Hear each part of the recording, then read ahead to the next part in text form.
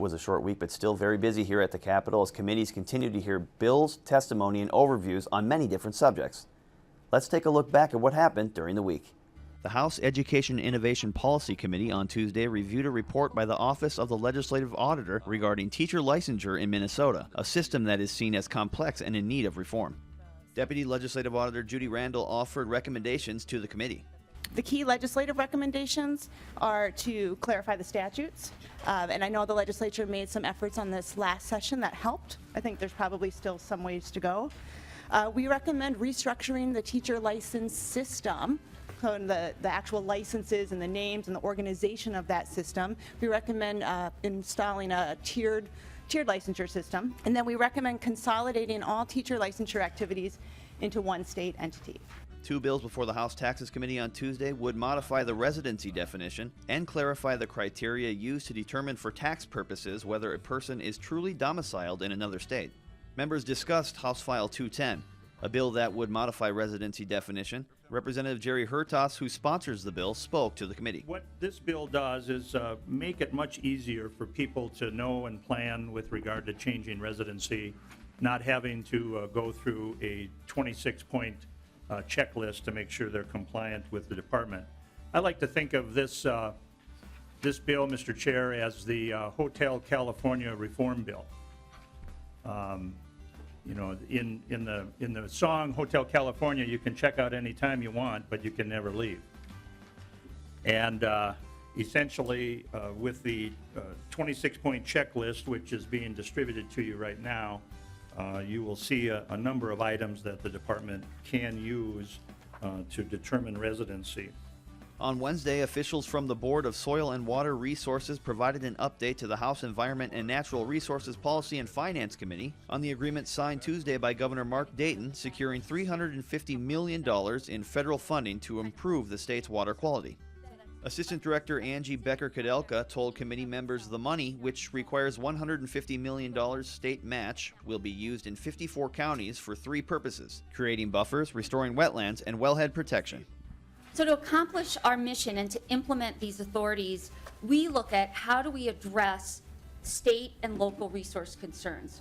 So our role with our local government partners is to take all the studies and the plans and the research that you've heard about from other agency overviews and to apply that to real-world implementation.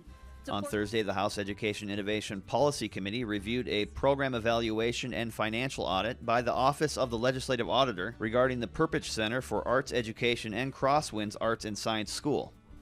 It's another report with broad and significant concerns, but this time now about the Perpich Center for Arts Education. As Mr. Alter will tell you, we found significant problems with the board oversight. We found significant problems with the agency leadership and management. The schools have poor test scores and there's declining enrollment.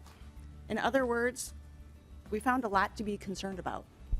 The report offered several recommendations, including having the center's board of directors provide meaningful and transparent oversight of the agency while also adopting strategic goals. Committee Chair Representative Erickson is optimistic a plan can be mapped. However, other committee members caution that the future may not be as bright.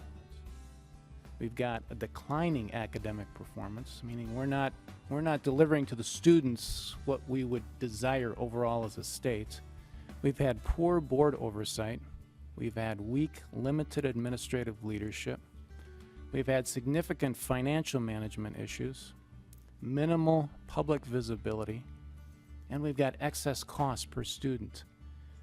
Now, if the Perpich Center were a business, that would be so many red flags that it's time to close. The decision would have probably occurred for that business probably 3 or 4 years previous. Calendar for the day. The first bill on the calendar for today is Senate File 1. The clerk will report the bill. A $315 million insurance premium relief package passed the House Thursday, despite Democrats' objections over process and a key provision that would reform the state-run individual marketplace. The bill, Senate File 1, as amended to include House File 1 language, passed on a 73-54 vote. The bill provides qualifying residents with a 25% insurance premium rebate, administered through a Minnesota Management and Budget established application system. Under the plan, the state would dole out $300 million plus an additional $15 million to insurance providers for continuing care to certain patients. The DFL unsuccessfully attempted, as they did during the committee process, to replace the Republican plan with the governor's plan.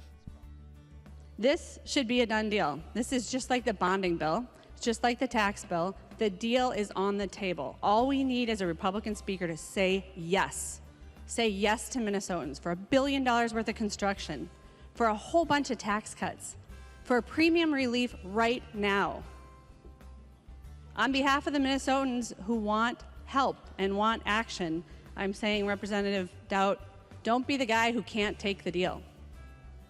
Find ways to say yes instead of finding ways to say no. Because the House and Senate versions of Senate File 1 differ, there will be a conference committee where it will receive additional, finalized input from members of both chambers. House Speaker Kurt Dowd said he's aiming for next Thursday to have the bill to Governor Dayton. Thanks for watching. For more coverage on the Minnesota House of Representatives, check out our Session Daily coverage on our website, www.house.mn/Session Daily.